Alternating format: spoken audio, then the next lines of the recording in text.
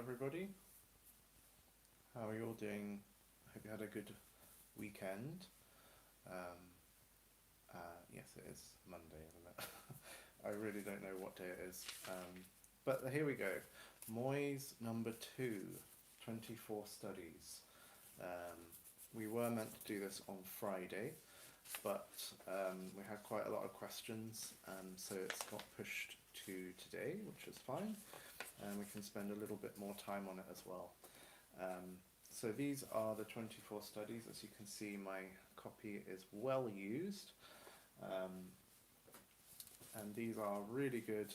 We were talking about phrasing the other day, and these are really good in practicing all the tools that you use for phrasing, and some of the more basic grammar points of playing music. And that's where we're going to start with this one today. As usual, it will involve some harmonics, but it will also involve taking apart the melody and really finding out how to construct your phrase. The first thing, though, I would like to do is just a little bit of wall work again, since we've got the wall there. Last time we just stood and slid down the wall a little bit with the knees coming forward, bending.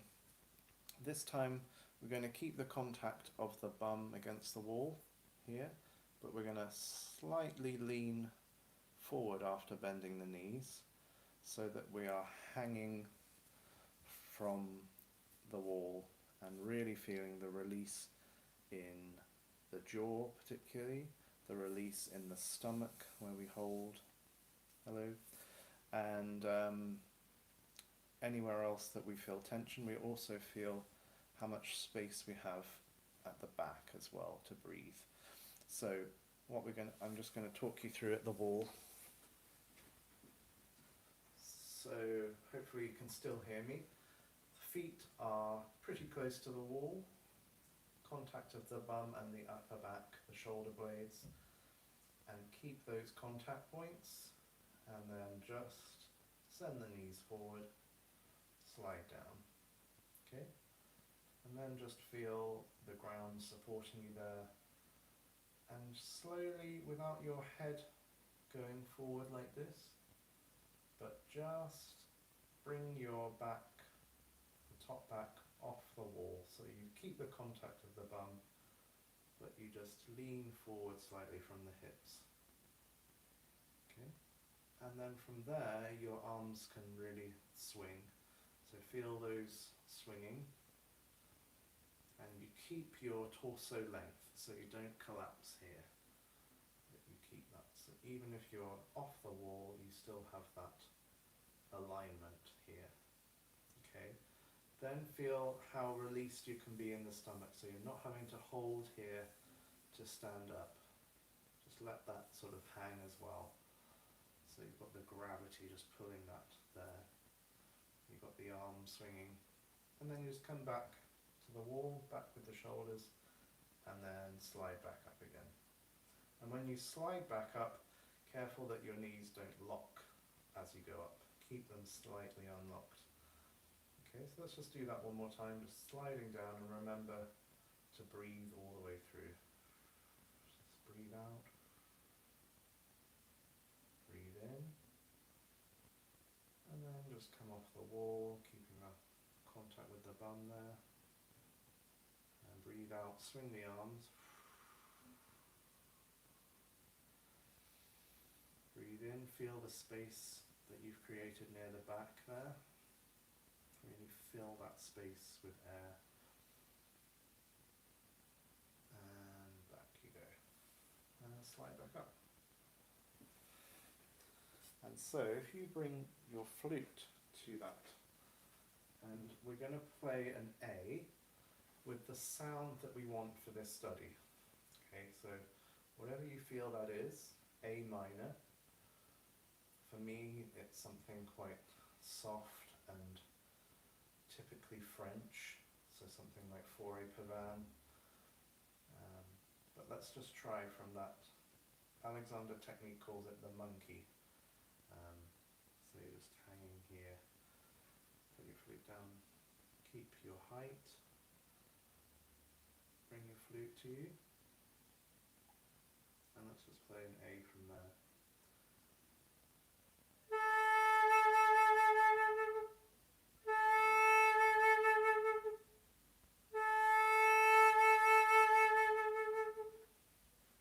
Okay, good.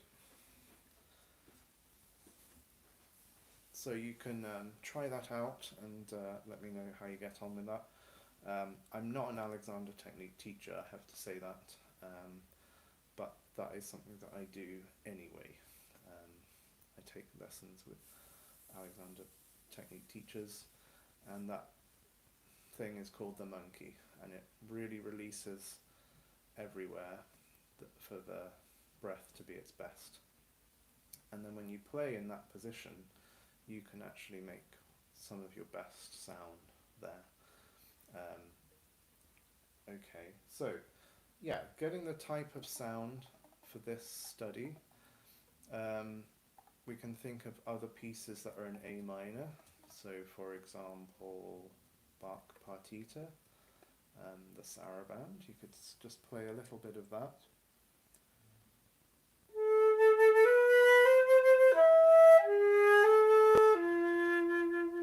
Just to get into the mood of A minor.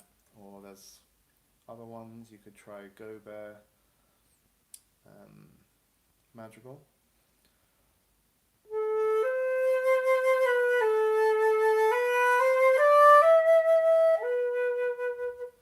So whatever comes to mind, you could transpose the Fauré Pavane.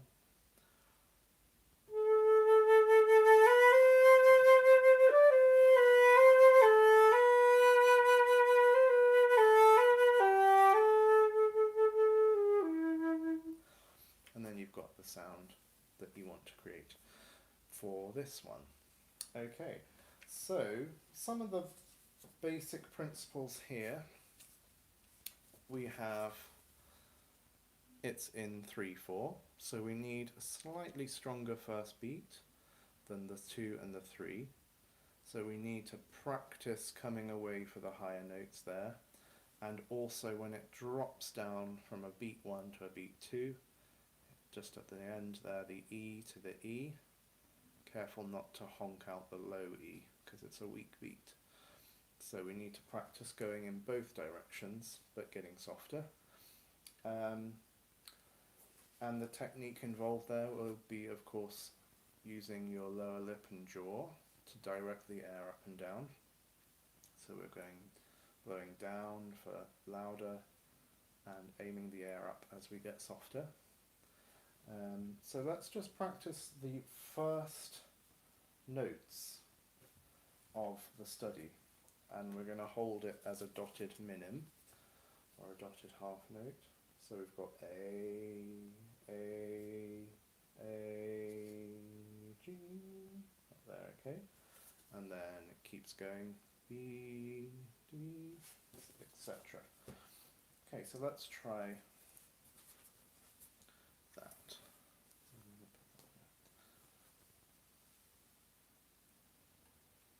So let's do about 8 bars of that.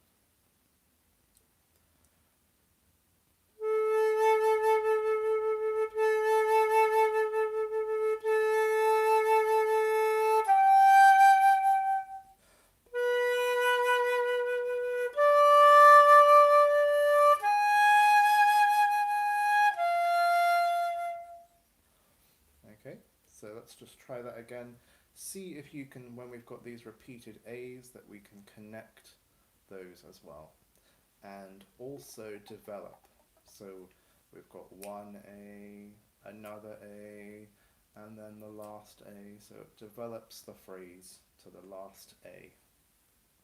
So start softer.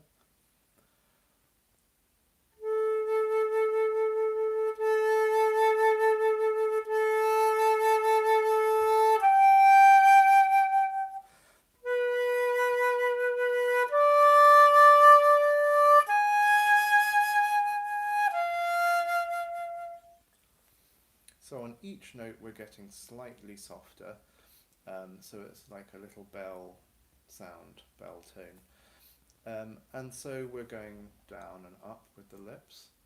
Same thing when you add one note in, it's going to be the same technique. So if we add, so we play a minim of A, and then just one, the beat 3. So dee da dee da dum. I'll just do a couple of those.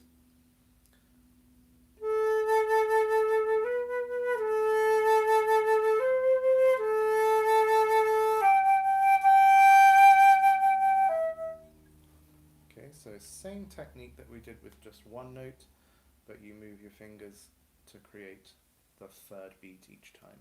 Let's try that one.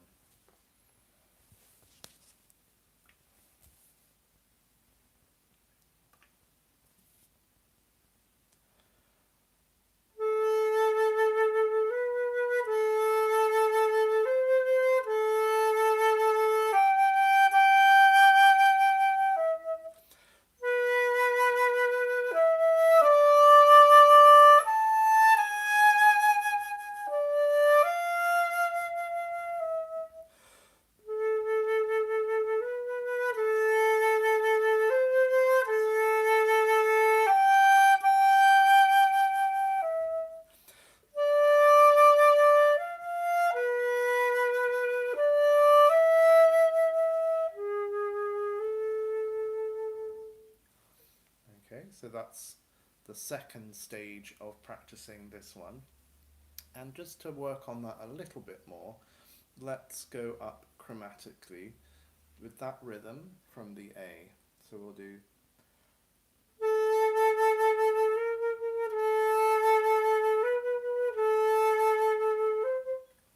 And if you put some vibrato on the A, give it a nice bit of richness and really come away for the third beat each time. And we'll just go up to an A octave. So 1, 2.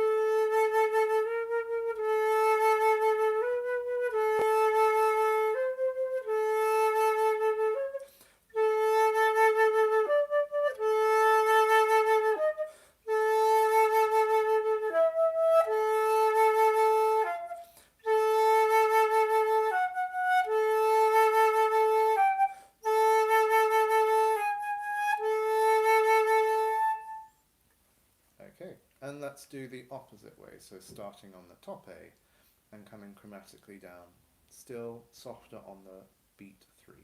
So D, D, D, like that. 1.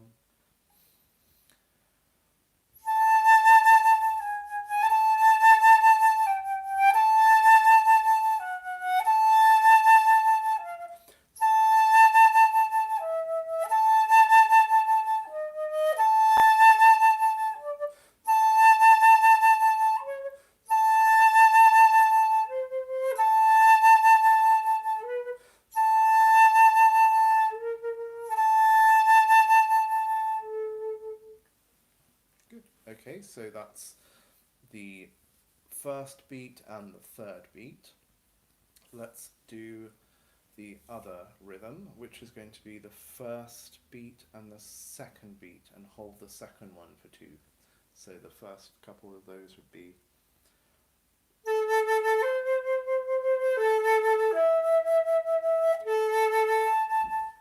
Okay, so having done all those chromatic ones, we can remember where all those notes belong. And so be really careful with the minor third, A to C. Minor third needs to be a little bit higher. Perfect fifth also has to be a slightly higher than normal intonation if you played it with a tuning machine, just because that is the just intonation. That chapter 8 of my book deals with all of that sort of explanation. If you want to read about that, you could have a look there. But basically we need to lift or lower certain notes depending on what the note below it is. So just be careful of that one. So if we played the minor third normally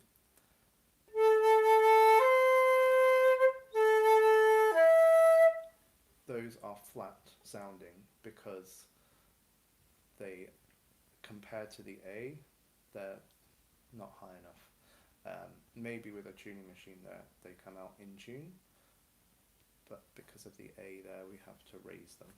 Okay, so just bear that in mind. Let's try,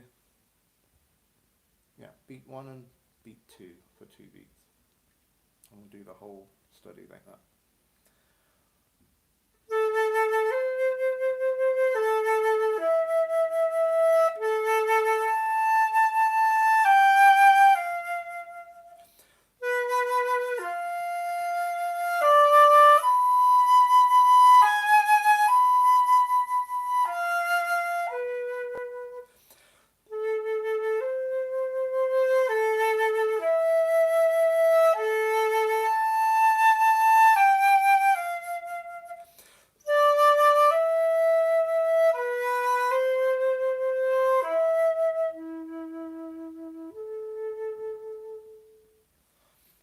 Okay, so that's the sort of variation you can try. So stress and release on the first 2 beats.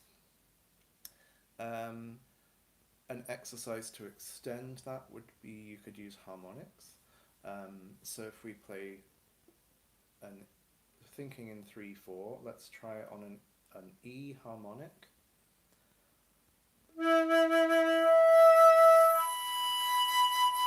And if you go up to the 3rd harmonic, and we're going to do that rhythm. D, D, doing a diminuendo each time.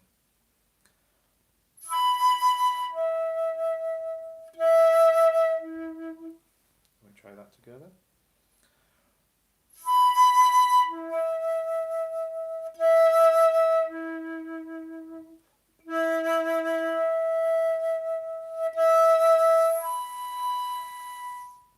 And let's try that on an E flat.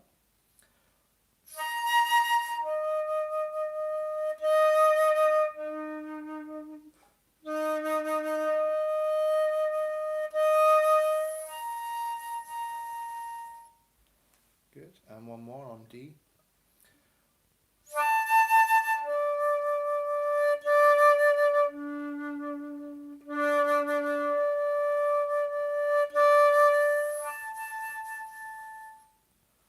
Good, and let's do the other rhythm. So longer, shorter, longer. Okay, so 2 beats and then 1 beat. So it'll sound like this.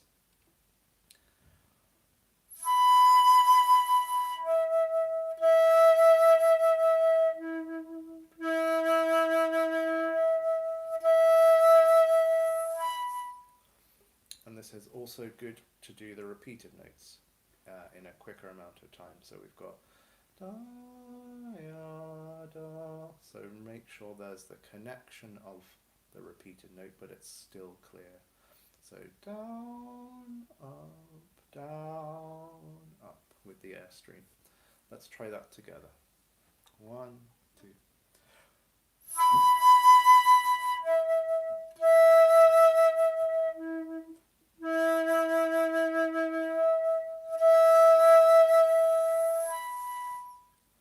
Okay, and then E flat.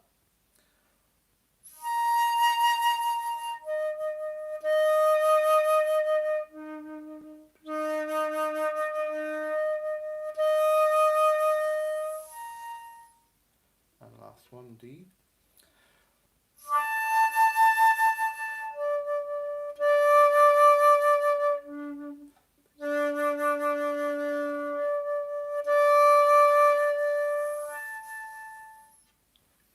Good.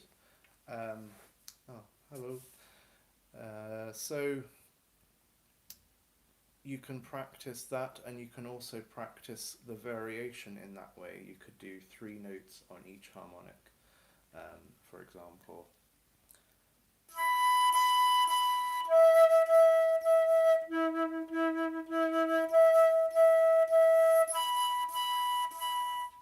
It's just to do the repeated notes on harmonics.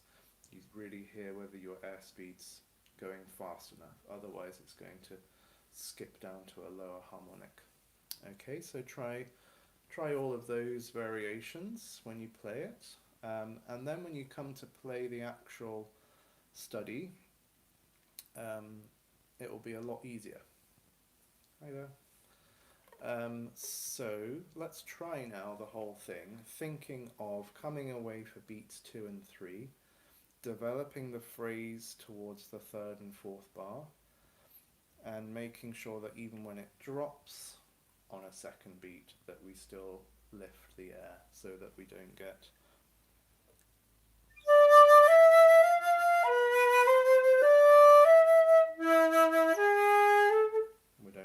that low E nice and we don't want that loud. Okay, so let's try that. So 1, 2.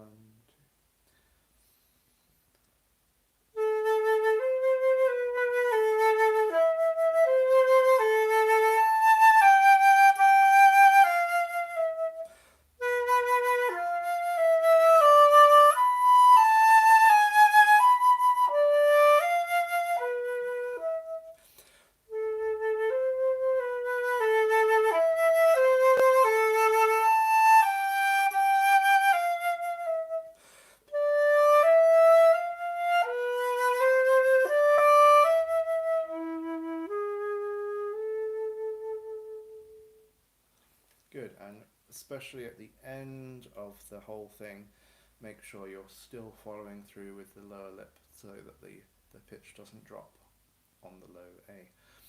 Good. Then, next challenge would be to do it in another key. So, let's go down to G minor. So, if we thought with G minor we're going to start on a G, and obviously you don't have to do this right now, but you could try it at home, but I can just show you what it would be like. So you could do all the whole process, just the first notes.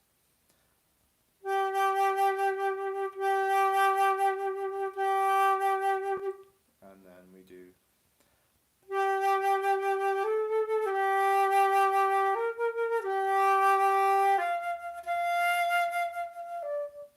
and then the next one.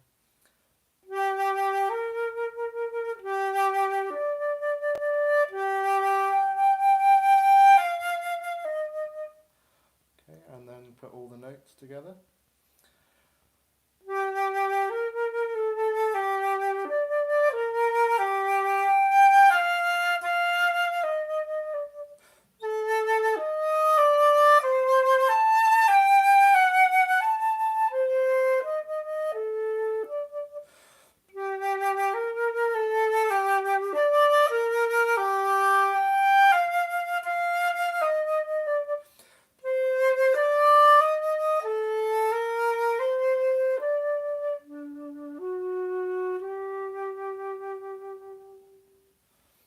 So try it in lots of keys because you get to know your flute really well, like the intonation, which notes tend to be flatter, which notes are easier to bring out softly, and make sure that everything sounds equally good in every key. And because it's in a different key like G minor, you could try a different colour. So at that time I used a little bit more depth in the sound. I was thinking perhaps of the Vivaldi concerto.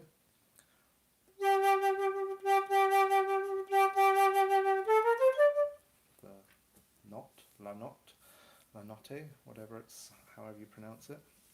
So something a little darker in sound. And if you used a different key, let's say A flat minor, it might have a different colour.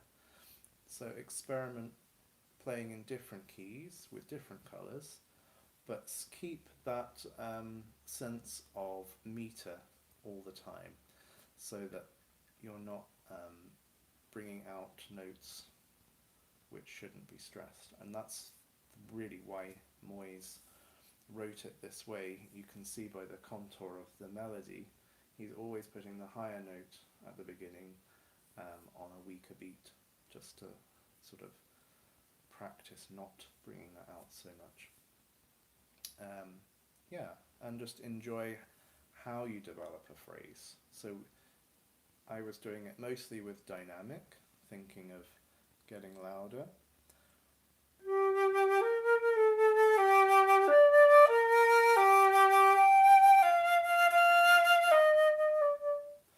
Okay, so that's one way. You could also do it with vibrato, so increase the speed or the depth of vibrato, so start maybe a little less.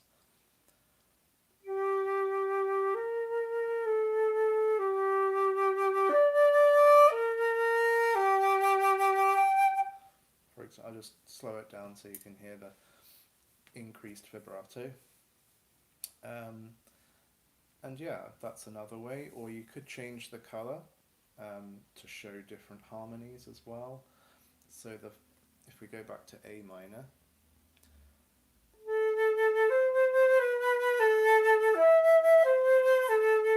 that's all under A minor. But then the next 4 bars,